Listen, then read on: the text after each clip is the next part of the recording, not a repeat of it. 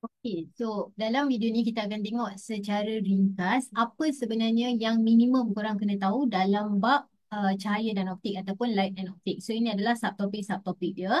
Okay, yang pertama sekali kita tengok adalah pembiasan. Okay, so pembiasan ni benda yang korang kena tahu adalah dekat sini. Definisi. Okay, bila pembiasan, bila refraction tu berlaku korang kena tahu. Lepas tu kalau refraction tu berlaku, apa yang berubah? Okay, so kita tahu dia akan berubah laju, dia akan ubah arah dan boleh lukis dia punya rajah lah. Okay, dan last sekali adalah calculation indeks biasan ataupun refractive index. Okay, jadi kita tengok dekat sini pembiasan cahaya tu apa? Pembiasan cahaya adalah satu fenomena apabila hal laju cahaya berubah. Bila dia lalu medium dengan ketempatan optik yang berbeza. Okay, kiranya keyword untuk pembiasan atau refraction adalah dua medium. Okay, jadi macam contohlah dalam situasi pertama cahaya ada dalam A kan. Lepas tu dia nak masuk dalam medium B. So ada dua medium. Jadi akan ada pembiasan. Okay. So untuk situasi kedua pun sama. A dengan B ada dua medium jadi akan ada pembiasan. Tapi yang ketiga tak ada. Kenapa? Sebab dia hanya lalu medium B. Jadi hanya ada satu medium. Jadi tak ada pembiasan. Okay, so kalau kita tengok kat situ dia kata ada perubahan hal laju kan. Bila ada ketumpatan optik yang berbeza. There is a changes in the velocity because of two different medium. Optical density yang berbeza. Jadi sekarang ni bila kita cakap pasal optical density, boleh jadi dia tumpat, boleh jadi dia kurang tumpat. Okay. Optically denser ataupun optically less dense. Tumpat dan kurang tumpat. Jadi perubahan laju dan arah tu kita boleh je ingat dengan cara yang lebih mudah. Okay, macam mana logiknya adalah imagine tumpat tu adalah padat kan. Tumpat tu adalah padat, bayangkan tempat tu ada ramai orang. So korang sebagai cahaya bila lalu dekat tempat yang banyak benda, banyak halangan, apa yang berlaku adalah korang akan jalan lebih slow. Logik? Okey. Tapi kalau tempat tu kurang tumpat, kita akan bergerak dengan lebih laju. Okey. Jadi daripada situ, apa yang kita boleh buat adalah arah dia FAST. Fast ni cara nak ingat arah. Jadi bila dia gerak dengan laju, meaning that dia faster lah. Dia akan move away normal. Tapi kalau dia slow, dia towards normal. Kalau faster away, slow towards. Okay, cuba kalau kita tengok dekat sini macam mana nak lukis. Okay, first kali fast away towards normal tu kita kena fokus pada normal lah. So normal tu yang mana garis putus-putus ni. So ini adalah normal. Jadi kalau macam contoh mula-mula dia dekat tempat tumpat. Kalau kurang tumpat, tadi kita tengok kurang tumpat dia lajuan. So bila laju away normal, FA. So away normal nampak ini adalah normal. Jadi jauh lah. Jauh daripada normal. Sebab kalau dekat, okay, macam contoh kat sini dia tumpat kan. Tumpat dia slow. So bila slow dia dekat normal. So macam inilah dekat. Nampak? Mendekati normal. Kalau tadi dia menjauhi normal. Jadi kita boleh nampak dalam pembiasan dia berubah laju dan juga berubah arah. Okay. Sekarang kita tengok bahagian pengiraan. Jadi bahagian pengiraan kita kena tahu pasal indeks biasan. So indeks biasan ni ini adalah definisi dia.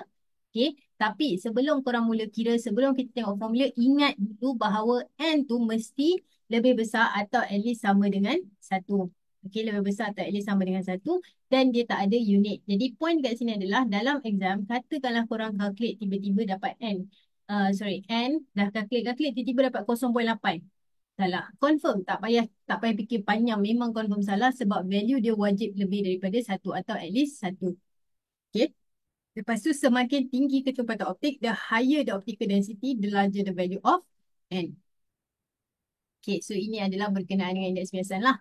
Jadi indeks biasan kalau tengok definisi tu dia kata ratio nisbah cahaya punya kelajuan dalam vacuum kepada kelajuan cahaya dalam medium. Okay, ratio of speed of light in vacuum to the speed of light in medium. So sebenarnya formula tu, definisi tu adalah berdasarkan formula indeks biasan yang pertama iaitu C over V. Jadi C itu adalah kelajuan, V pun kelajuan juga. Tapi bezanya adalah kelajuan cahaya dalam vacuum dengan medium. So dalam cahaya, okay, kelajuan cahaya dalam vacuum ataupun udara lah 3 kali 10 kuasa 8 ms negatif 1. Okay, so indeks biasan dia kalau kita tengok nisbah lah. Nisbah tu bahagikan nisbah antara laju cahaya dalam vacuum kepada laju cahaya dalam medium. Ratio for the speed of light in vacuum to the speed of light in medium. Okay, so itu adalah untuk formula yang pertama. Jadi kesimpulannya adalah semua ni ada N kan. So N ni korang boleh je guna. Okay, bukanlah mana-mana situasi. Untuk dapatkan N, semua N ni adalah benda yang sama. Okay, Kalaulah untuk satu bahan tu, korang cari dia punya nilai N, pakailah formula mana-mana pun, sepatutnya jawapan korang adalah sama. N dia adalah sama untuk sesuatu bahan. Jadi apa sebab kita kena tahu banyak formula? Sebab situasi yang berbeza. Okay. Jadi kalau macam contoh, formula yang pertama ni, N equals to C over V, bila situasi tu menunjukkan kita cahaya punya kelajuan. Okay, bila ada cakap pasal kelajuan cahaya, memang yang itulah. Okay. Kalau ada pasal sudut genting pula, N equals to 1 over sin C. Okay, kalau dia cakap pasal kedalaman, air tu dalam, air tu cetek, okay, nampak lebih cetek, kedalaman sebenar semua, formula dia adalah H bahagi dengan H. Okay, jadi dua ni adalah digunakan untuk cari bila situasi dia ada melibatkan sudut. Okay, so dua-dua melibatkan sudut, jadi macam mana nak bezakan? Biasanya untuk soalan yang ni, okay, by the way, yang ni adalah hukum Snell ataupun Snell's law. Okay. Sebenarnya formula sin I sin R ni adalah derive daripada N sin theta sama dengan N sin theta. Tapi nak dipendekkan cerita, biasanya kalaulah N sin I sin R ni kita akan guna bila ada sudut. Okey, bila ada sudut yang bukan sudut genting. Okey, tapi salah satu daripada bahan dalam tu, kan kita ada dua medium tadi. Salah satu daripada medium tu adalah udara, air. Okey, atau vacuum. Biasanya begitu. Tapi kalau macam contoh kita ada dua medium, satu tu adalah kaca, glass. Okay, satu lagi adalah water, air. Jadi dalam kes ni, dua-dua bukan udara, dua-dua bukan vacuum. Jadi biasanya kita akan pakai formula ni lah kalau melibatkan sudut. Okay, jadi untuk yang lebih lanjut, macam cikgu kata tadi, tengoklah dekat video yang ada lebih panjang penjelasan untuk setiap formula ni. Tapi kesimpulannya, and untuk setiap formula ni adalah untuk cari nilai yang sama cuma untuk situasi yang berbeza. Okey, jadi seterusnya kita dah habis dah untuk subtopik pertama. Jadi kita akan tengok subtopik yang seterusnya iaitu pantulan dalam penuh. Ini adalah benda-benda yang korang kena tahu. Okey, korang kena tahu definisi. Tapi dalam video ni cikgu tak tunjuk sangat definisi sebab kita fokus pada benda paling utama dalam total internal reflection. Benda paling utama dalam pantulan dalam penuh adalah dia punya syarat. Maksudnya kalau nak pantulan dalam penuh tu berlaku, total internal reflection tu berlaku, kena tahu apa? Korang kena tahu dua syarat ni. Okey, wajib. Kiranya by the end of this subtopic, kalaulah korang tak ingat dua ni, maksudnya korang tak belajar apa-apa dalam subtopik ni. Betapa pentingnya untuk tahu pasal syarat untuk pantulan dalam penuh. Jadi, dua syarat dia. Pertama, cahaya tu kena merambat daripada kawasan tumpat ke kurang tumpat. The light has to propagate from denser to less dense medium. Okey, sebab kita tahu bahawa kalau apa kalau pembiasan tadi, okey, dia ada dua medium. So yang ni pun ada dua medium juga, tapi dia bukan mana-mana pun boleh, tak boleh. Dalam kes ni kalau nak pantulan dalam penuh tu berlaku, dia kena daripada tumpat ke kurang tumpat. So maksudnya contoh ini adalah tumpat, ini adalah kurang tumpat. Okey, syarat pertama tu bagi tahu cahaya tu starting dia kena datang daripada sini. Okey, kalau cahaya tu datang daripada sini tak jadi. Jadi apa? Jadi pembiasan lah. Tapi pantulan dalam penuh confirm tak jadi. Jadi kalau cahaya tu nak buat pantulan dalam penuh, dia kena datang daripada tempat yang tempat ataupun denser medium. Okay, yang kedua adalah sudut tuju kena lebih besar daripada sudut genting. So sudut genting tu apa? Kita akan tengok dalam slide seterusnya. Cuma sudut tuju kena lebih besar dari sudut genting. Jadi contohlah kan, katakanlah dia kata bahan ni, dia punya sudut genting adalah 40 darjah. Jadi kalaulah contohnya, cahaya yang datang tu adalah 30. So, ini adalah kita punya I kan. So, dalam kes ni, I 30, C 40. I kurang dari C, jadi tidak berlaku pantulan dalam penuh. Jadi, apa yang berlaku adalah pembiasan menjauhi normal. Okay, jadi sekali lagi, syarat dia adalah kalau nak pantulan dalam penuh berlaku, pertama, cahaya kena datang daripada tempat yang lebih tumpat ataupun denser medium. Okay, lepas tu, I kita tu, sudut tuju kita tu contoh 30 dan katakanlah C dekat sini adalah 20. Contoh. Okay. So dalam kes ni I kita lebih daripada C kan. Jadi barulah pantulan dalam penuh berlaku. Okay. So ini adalah dua syarat untuk pantulan dalam penuh yang wajib kita tahu dan ingat. Jadi cakap pasal C tu apa pula? So C tu, dia ada definisi dia sendiri. Korang boleh tengok dekat dalam buku teks. Oh, by the way, C ni adalah formula yang N equals to 1 over sin C.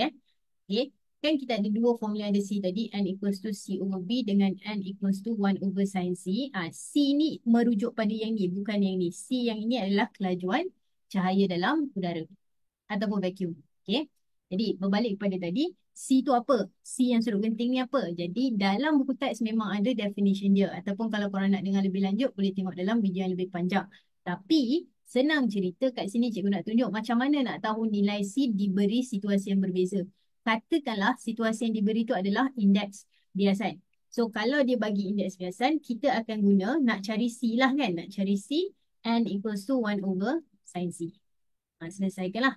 Okay. Tapi kalau dia bagi kita rajah, okay, pertama sekali adalah korang tengok rajah tu ada tak 90 darjah. Dia punya R 90 tak? Kalau R dia 90, inilah korang punya nilai C. Ni I kan? Ni sepatutnya I. Tapi dalam situasi ni, I ni lah C kita. Okay. So contoh dia adalah, katakanlah contoh, katakanlah ni adalah 40. Lepas tu 40 ni akan menghasilkan R sebanyak 90. Jadi kalau soalan tanya berapa nilai C? C adalah 40. Kenapa? Sebab sudut ni yang kita tengok. Okey, tapi syarat dia R kena 90 lah. Kalau macam contoh R bukan 90. Katakanlah R macam ni kan, 80 contoh. Tak boleh tengok C. Okey, jadi nak tengok C kita kena tengok R tu adakah dia 90? Kalau ya, selepas tu baru kita tengok sudut yang sebelum tu, itulah kita punya sudut genting. Okay. Alright. Jadi dekat dalam sudut genting, pantulan dalam penuh ni ada fenomena dan aplikasi yang korang kena tahulah. Okay. Jadi fenomena dia adalah logam maya ataupun mirage. Yang mana kalau macam contoh kalau dekat atas jalan. Kalau korang nak tengok dekat highway lah biasanya sebab jalan dia lebih lapang kan. Okay. Dekat highway kalau tak jam. Okay. Dekat atas jalan tu nampak macam ada lopak air. Nampak macam ada lopak air, itu adalah logam maya. Okay. So, kalau korang nak terangkan, kila kan. Biasa 4 markah lah soalan ni kan. Paling utama tengok syarat dia. Syarat dia daripada tumpat ke kurang tumpat dan I lebih besar daripada C. At least korang dah dapat 2 markah dalam penerangan. So, contoh lain untuk penerangan dia adalah pembentukan pelangi. Okay, itu adalah fenomena semula jadi. Tapi kalau manusia yang cipta pula, kita ada aplikasi lah. So, aplikasi pantulan dalam penuh adalah contoh-contoh dekat sini. Biasanya kalau dia cakap pasal prisma tu biasanya pantulan dalam penuh lah. Okay, korang kena tahu garisan-garisan macam mana cara nak lukis. Okay, macam mana cara nak lukis garisan bila kita belajar untuk aplikasi ni. Dalam exam kadang-kadang dia bagi separuh gambar kosong. Dia tak bagi garis-garis ni, korang kena lengkapkan. Tapi kalau untuk modifikasi pun soalan ni boleh keluar, terutamanya gentian optik. Semua boleh keluar, tapi cikgu nak bagi tahu paling selalu keluar adalah gentian optik. Jadi korang tengoklah dia punya ubah suai. Okey. So itu adalah subtopik 2. Subtopik seterusnya adalah pembentukan image oleh kanta atau image formation by lenses. So kalau kita tengok dekat sini kita ada 2 jenis kanta. Okey, ingat kanta tu beza dengan cermin adalah kalau kanta cahaya boleh masuk terus. Contoh kat sini nampak cahaya masuk. Ni adalah kanta. Okey, ni pun kanta cahaya masuk. Capah dengan tumpu. Tapi kalaulah contoh macam ni nampak cahaya tak masuk dia patah balik. Ini adalah cermin. Jadi itu adalah beza antara cermin dan juga kanta. Okey. Jadi kalau nak tengok video-video pendek macam ni boleh follow cikgu dekat TikTok. Okey, habis iklan. Jadi dua pembentukan image oleh kanta. Jadi kita nak belajarlah lukis-lukis yang selalu pelajar confuse tu, tapi apa yang korang boleh buat adalah sebelum kita masuk lukisan kita kena kenal pasti ciri-ciri image. Okey. Jadi kadang-kadang pelajar keliru dengan ciri-ciri image. Jadi apa yang kita boleh buat adalah pertama sekali setiap image yang terbentuk akan ada 3 ciri at least. At least akan ada 3. Satu daripada row ni, satu lagi daripada row ni dan satu lagi daripada row ni. Setiap row ni akan bagi satu ciri-ciri untuk image. Jadi paling senang sekali bagi cikgu adalah size. Logik je, tolonglah fikir logik. Logik dia adalah ini adalah kita punya objek. Soalan akan kata nyatakan ciri-ciri image. So contoh, katakanlah image dia macam ni. Terang-terang saiz dia macam mana? Image ni saiz dia apa? Besar kan? So bila besar, inilah yang dipanggil dibesarkan. Okey, sama juga macam ni. Kalau macam ni, ini yang dipanggil dibesarkan. Image ni dibesarkan. Okey, tapi kalau dia kecil je macam ni, macam mana? Ini maksudnya image tu dikecilkan lah. Image tu dikecilkan. Okey, diminish. Yang dua lagi tu magnify. So kalau same size lah. Kalau tak boleh nampak, ambil pembaris, ukur tengok image tu besar ke kecil compared to object. Okay. Yang kedua pun logik juga. Sebab dari perkataan tu sendiri kita boleh kenal. Perkataan dia adalah inverted dengan upright. Songsang dengan tegak. Songsang tu dalam kehidupan sebenar kita belajar, dia maksud dia terbalik. Jadi macam mana nak tahu dia terbalik ke tidak? Songsang tak songsang? Korang tengoklah dekat sini. Contoh objek, arrow dia ke atas. Tapi kat sini dia ke bawah. Jadi terbalik kan? Jadi bila terbalik, ini nama dia songsang. Songsang. Okay. Tadi benda ni dikira magnified kan? So dia inverted. Yang ni pula dia adalah upright, tegak. Okay. Tadi dia magnified, sekarang dia upright. Okay. Yang ni pula songsang juga. Okay. D tu diminish, songsang tu adalah inverted. Kan? Okay. Sekarang macam mana nak tahu dia nyata atau maya? Okay. So nyata tu adalah image yang boleh dibentuk dekat atas screen. Image that can be formed on screen. Maya adalah image yang tidak boleh dibentuk di atas screen. Virtual is image that cannot be formed on screen. Tapi kalaulah nak ingat, senang. Korang ingat matematik dan juga sains. Apa maksud dia? Maya mesti tegak, songsang mesti nyata. Okey, maya mesti tegak, songsang mesti nyata untuk satu kanta. Kalau dua kanta macam teleskop atau mikroskop tu cerita lain. Tapi untuk satu kanta, maya mesti tegak, songsang mesti nyata. Jadi dalam kes ni nampak dia songsang kan? So mesti dia adalah nyata. Okey, dia adalah real. Tapi yang ni dia tegak, virtual. Okey, dia adalah maya. Yang ni dia adalah songsang. Jadi dia adalah nyata juga. Ni pun real juga. Jadi tak kisahlah kanta apa, cermin pun ini adalah cara untuk kita describe dia punya ciri-ciri. Okey. Jadi pastikan korang tahu ciri-ciri dulu baru kita boleh belajar cara nak lukis. So, untuk lukis pula, kita guna metod KFC. So, kredit kepada SPM Flix. Tapi, macam mana nak lukis tu? Pertama sekali, cikgu tunjuk contoh yang paling mudah. Okay. Jadi, pertama sekali adalah K tu kotak. So, kotak tu adalah ni lah. Okay. Apa-apa pun korang start daripada sini tau. Daripada atas objek. So, kotak. Lepas kotak, fokus. Lepas fokus, kita akan lalu center. Center tu adalah pusat kanta. Okey, pusat optik kanta. Jadi ini tempat dia bertembung itulah kita punya image. Jadi ini adalah image kita. Jadi bila kita dah tahu tadi characteristic of image, kita tahu bahawa benda ni dibesarkan, magnified. Okey, lepas tu dia adalah songsang. Dia adalah inverted. Lepas tu dia adalah real ataupun nyata. Sebab nyata pasangannya adalah songsang. Okey. Jadi mungkin ada yang tanya, cikgu, kalau dia dekat tempat lain ataupun kanta lain boleh ke? Boleh juga. Guna je konsep KFC. Okey, cuma mungkin ada adjustment sikit. Contoh dekat sini kita ada kanta cekung. Okay, so untuk kanta cekung, sama je buat je KFC juga. So first kita ada kotak. Cuma bezanya, kotak dengan F ni sentiasa pasang. Kotak dan F ni sepasang. Jadi bila kita dalam kotak, pasangan dia mesti F. Tapi dalam kes ni adalah kanta cekung. Concave lens. So bila concave lens, dia akan capah. So capah dia tu adalah daripada F. Sebab capah dia tu adalah daripada F. Lepas tu dia akan lalu center. Jadi itu adalah bezanya. Kalau tadi dia kena lalu F sebab kalau cembung dia kena fokus. Tapi sebab ni cekung dia kena capah. So capah dia tu adalah daripada F. So kalau ikutkan step tadi dia still kotak. Dia still F. Cuma F dia lalu dari F. Dan last sekali adalah C. So image nya kat mana? Tempat dia dibentuk. Disebabkan dia adalah maya, kita lukis putus-putus. Okay. So ni adalah virtual upright dan diminished. Maya, tegak dan dikecilkan. So ini adalah cara nak lukis. Jadi kalaulah letak objek kat tempat lain, untuk cembung, situasi dia berbeza, image dia pun akan berbeza. Tapi korang still boleh guna KFC, cuma kena adjust sikit lah. Okay, jadi ini adalah ringkasan untuk sifat image. Maksud cara nak baca benda ni adalah, contohlah kalau korang letak, contoh korang ada kanta, lepas tu ni adalah F. Kan? Lepas tu korang letak objek kat sini. Objek, nampak tak? Objek ni F, ni kanta. So objek dekat sini kan. Jadi confirm image korang adalah maya, tegak dan besar. Walaupun korang tak lukis, korang dah tahu. Jadi ini membantu dalam kertas satu lah. Tapi apa-apa pun, kalaulah korang tak hafal ni pun still boleh survive dengan syarat korang tahu lukis. Okay. Jadi sekarang kita masuk subtopik seterusnya. Tapi cikgu skip dulu subtopik yang ni. Cikgu terus pergi dekat cermin sebab cermin ni cara lukis dia sama je dengan KFC tadi. Cuma ada adjustment sikit lah. Jadi kita ada dua jenis cermin. Cermin cekung dan juga cermin cembung. Jadi logik lah kan, cekung dan cembung. Cembung tu kembung, convex dan concave. Jadi kalau tengok dekat sini, cermin dia apa yang berlaku adalah nampak bila cembung, dia punya pantulan pun kembung juga. Maksudnya dia capah. Tapi kalau dia cekung, pantulan dia ke tengah. Tak nampak sangatlah kat sini tapi pantulan dia ke tengah. Jadi ini adalah cara dia kita bezakan dua jenis cermin. Jadi kalau tengok dekat sini ciri-ciri dia pun sama juga. Cuma dekat sini mungkinlah cikgu akan bagi satu je contoh. Ni objek kita tadi, ini image. So kita tengok image dia, dalam ni dia dibesarkan. Okay, magnified, besar. Songsang kan? Songsang inverted. So kalau dah songsang inverted, pasangannya mestilah real ataupun nyata. Nampak? Buatlah macam mana pun sama je dia punya konsep.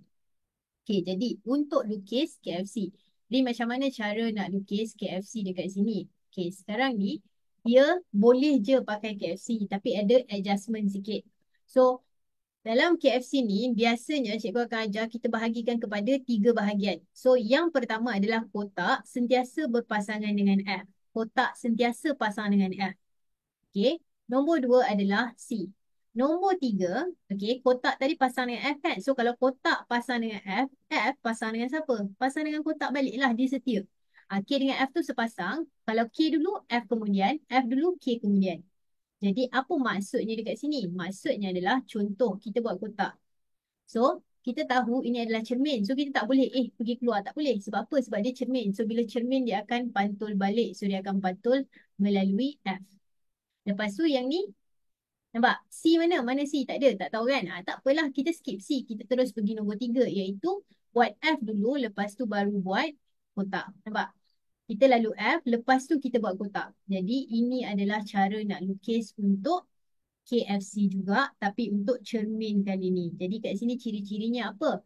Nyata, songsang dan dibesarkan. Real, inverted dan magnified. Okay. Jadi ini adalah untuk cermin cekung. Jadi untuk cermin cembung, konsep dia adalah sama sahaja. Bezanya cahaya dia dipantulkan secara mencapah. Jadi pertama sekali adalah kotak. Lepas tu kotak tu kita akan pantul balik kan. Pantul tapi ingat pasangan dia adalah F. Cuma kita tak boleh buat macam ni. Kenapa? Sebab ni adalah cermin cembung. So bila cembung dia akan capah. Jadi capah tu umpama dia datang daripada F. Jadi logik lah kan sebab kita kata ini adalah kotak, ini adalah F. Yang penting K tu pasangan dia adalah F. Jadi lepas kita buat kotak, terus dia tak boleh tiba-tiba pergi tempat lain. Dia mesti F juga. Okay. Dan kemudian kita ada C. So bila kita nak buat C macam mana? C dia sepatutnya macam ni lah kan. Nampak? Lalu je terus. Tapi korang kena ingat cermin, cahaya tak masuk tau cermin. Cahaya tak boleh masuk cermin. Jadi apa yang berlaku adalah belakang cermin ni yang berlaku adalah garisan putus-putus. Jadi nampak dia still KFC. Dia still KFC cuma ada adjustment sikit. Jadi korang kena practice lah. Ataupun untuk lebih lanjut boleh tengok video yang lain. Okay. Jadi ini adalah image kita virtual upright, diminish ataupun maya tegak dan dikecilkan. Okay, so ini adalah untuk cermin cembung. Again, lain tempat mungkin ada sedikit modifikasi lah tapi korang pandai-pandai adjust. Okay, so dekat sini cikgu ada ringkasan untuk sifat cermin. Okay, sama je konsep dia dengan Kantar tadilah. Dekat sini pun ada lagu tapi cikgu tak pasang kat sini untuk jimat masa. Tapi link dia insyaAllah cikgu akan letak dekat dalam detail ataupun apa nama benda tu description. Nanti boleh tengoklah dia punya video untuk just in case lah korang berminat untuk hafal cara-cara nak ingat, tips-tips cara nak ingat cermin dan juga hantar punya ciri-ciri. Okay. So macam biasa kita ada aplikasi. So untuk cermin cekung, benda-benda yang macam cermin kosmetik, cermin pergigian. Kalau korang fikir kan, cermin cekung, tengok cermin cembung dulu lah. Cermin cembung adalah benda yang boleh hasilkan medan penglihatan yang besar. Maksudnya dia boleh nampak luas. Kalau kita letak cermin ni dalam kedai, satu kedai boleh nampak. Tapi dalam cermin tu kita nampak kita kecil. Saiz kita jadi kecil. Memang nampak satu kedai. Tapi satu kedai tu dalam cermin. So dalam cermin tu kita tengok kecil. Jadi bila kita perlukan image yang besar, confirm lah cermin cekung. Okay, kalau orang nak make up. Kan, bila orang tu nak make up, dia perlukan image yang besar supaya dia nampak jelas. Jadi dia pakai cermin cekung.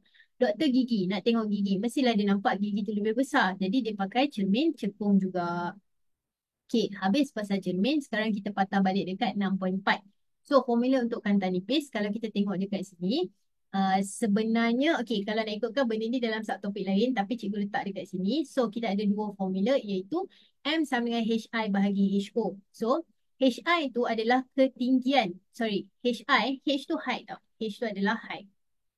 Okay, jadi HI dan HO adalah height of image dengan height of object. Jadi contohlah, katakan image dia ni, ini image kan. So image dia katakanlah 8 cm. Manakala dia punya objek adalah 4 cm. So kita tahu HI kita adalah 8, HO kita adalah 4. Jadi kita tahu image tu membesar 2 kali ganda.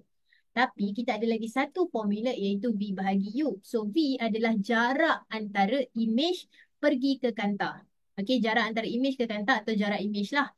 Image distance is the distance from the image to the center of the lens. Okay, so itu adalah V. Katakanlah ni adalah 10 cm. Contoh, lepas tu soalan kata berapa nilai U? Maksudnya jarak objek ke kanta. Okay, so kalau kita guna situasi yang ni, korang masukkan M yang 2 dekat sini. So V kita adalah 10 bahagi dengan U. So U kita adalah 5 cm. Jadi poinnya adalah tak kisahlah guna formula yang mana pun. Untuk satu situasi dua-dua boleh. Tapi situasi tu memerlukan kita atau bagi kita information apa. Okay, kalau dia bagi V dengan U, guna V dengan U. Kalau dia bagi HI, HO, guna HI dan HO. Okay. Habis dekat situ, kita ada satu lagi formula iaitu 1 per F sama dengan 1 per U tambah 1 per V.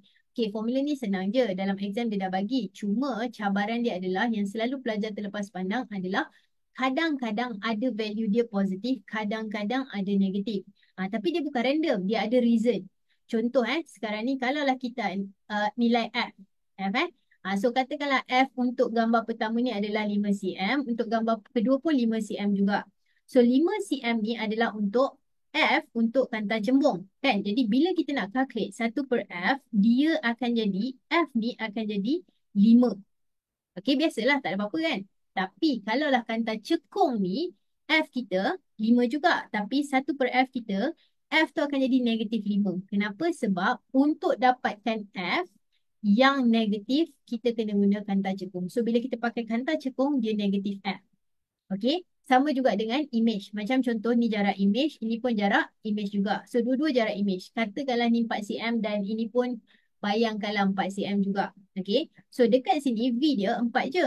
Tak ada apa-apa. Kenapa? Sebab bila kita tengok dia songsang, kita tahu dia adalah nyata. So image yang nyata, dia adalah positif. Tapi kalau kita tengok kat sini, dia tegak. Dan kita belajar tadi, kalau tegak, dia adalah maya. So 4 tu dia akan jadi 1 per V kan? So 1 per negatif 4. Sebab apa? Sebab 4 dalam kes ni adalah 4 cm untuk image yang maya ataupun virtual image. So dia adalah negatif. Okay, so habis dekat formula tu dan last sekali, okay, technically dia tak last lah sebab sepatutnya cermin last. Tapi kat sini kita tengok peralatan optik. So ada 3 peralatan optik, mikroskop, kanta pembesar dan teleskop. Cuma yang paling pelajar gerun sangat, takut sangat tu adalah mikroskop dan teleskop. Tapi alang-alang dekat sini ada kanta pembesar. Cikgu nak bagi tahu kanta pembesar mesti pakai cembung. Okey, cembung apa convex. Dan nak letak objek wajib sangat dekat dengan F. Maksudnya contoh ni kanta, ni adalah F. So kalau korang nak guna kanta tu sebagai kanta pembesar, wajib letak dekat sini objek. Sebab itulah kalau korang nak tengok semut lah contoh kan. Korang kena letak semut dengan kanta tu rapat-rapat supaya pastikan kita dapat image yang kita nak, iaitu virtual, upright dan magnified. Maya, nyata dan maya, tegak dan dibesarkan. Okay, habis pasal kanta, kita tengok mikroskop dan teleskop. Okay, kat sini cikgu tak nak cakap panjang lah pasal mikroskop dan teleskop sebab cikgu ada 3 video berbeza untuk teleskop dan mikroskop. Korang boleh tengok secara detail satu-satu. Tapi benda yang penting sekarang ni yang korang kena test adalah first, cuba untuk fahamkan gambar dia. Nampak memang macam susah, betul. Tapi kalau korang spend 2 minit je, try untuk fahamkan gambar dia, insyaAllah dia akan lebih mudah untuk korang. Okay, nanti pergi tengok balik dekat playlist cahaya tu, ada perbezaan dan persamaan untuk teleskop. Okay, tapi pertama sekali, paling utama try untuk fahamkan gambar. Exam mungkin dia tak tanya pasal lukis gambar tu. Tapi kalau korang faham gambar, dia akan jadi sangat senang nak ingat. Okay, so kita kena tahu persamaan dan juga kena tahu perbezaan. Okay, kalaulah dekat objektif, dia memang selalu tanyalah antara berikut yang manakah ciri-ciri teleskop atau mikroskop. Tapi, soalan yang selalu pelajar takut adalah kalau dia keluar dekat ubah suai kan. Okay, so kalau ubah suai, benda yang dia suka tanya adalah pasal kanta, panjang fokus dan jarak antara kanta. Yang lain pun possible. Tapi cikgu nak cakap lah yang selalu dari segi statistik probability-nya adalah selalu diorang tanya pasal kuasa kantar, panjang fokus dan jarak antara kantar. Okey, jadi korang kena bezakan yang mana satu untuk mikroskop, mana satu untuk teleskop. Okey, nampak macam susah. Memanglah tak ada benda yang senang sangat. So semua benda pun kita kena ada usaha sikit lah. Tapi kalau dah dapat tu memang dia akan jadi lagi mudah. Okay. So adalah perbezaan-perbezaan lain yang korang boleh tengok. Okay. Cuma paling utama yang cikgu kata tadi itulah yang tiga yang pertama tu. Okay.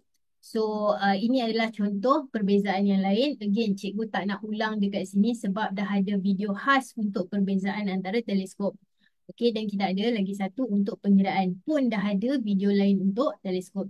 Jadi, yang penting sekarang ni adalah korang kena bezakan antara teleskop dan mikroskop. Cubalah untuk hafal. Dan satu lagi tips adalah pergi cari dekat mana-mana soalan past trial ke, past paper ke yang ada modifikasi untuk teleskop atau mikroskop ni. Lepas tu study dia punya karakteristik kan. Karakteristik korang dah hafal tadi. Cikgu dah kata ingat at least benda ni kan. Lepas tu tengok balik dia punya reason ataupun justifikasi ataupun sebab kepada ciri-ciri ni. Okey, hafal lah at least satu untuk setiap ciri-ciri. Okey, jangan risau sangat. Dia tak akan tanya 12 perbezaan antara teleskop dengan mikroskop. Okey, so utamakan yang ni, yang lain-lain tu kalau dapat hafal bonus. Okey, cuba yang, tapi kena cubalah. Kena juga buat. Kalau tak dapat, boleh try tengok dekat dalam soalan, video yang cikgu dah buat sebelum ni ataupun boleh tengok past trial lah. Okay, boleh tengok past trial untuk ciri-ciri dia. Okay, so secara ringkas itulah dia pasal cahaya. Okay, jadi jangan lupa korang kena tengok balik dekat dia punya subtopik yang ada ni. Okay, supaya korang boleh recall balik. Try untuk recall balik apa yang korang dah dengar pasal setiap satu subtopik ni. Alright, okay, apa-apa pun good luck lah. Okay, terima kasih semua.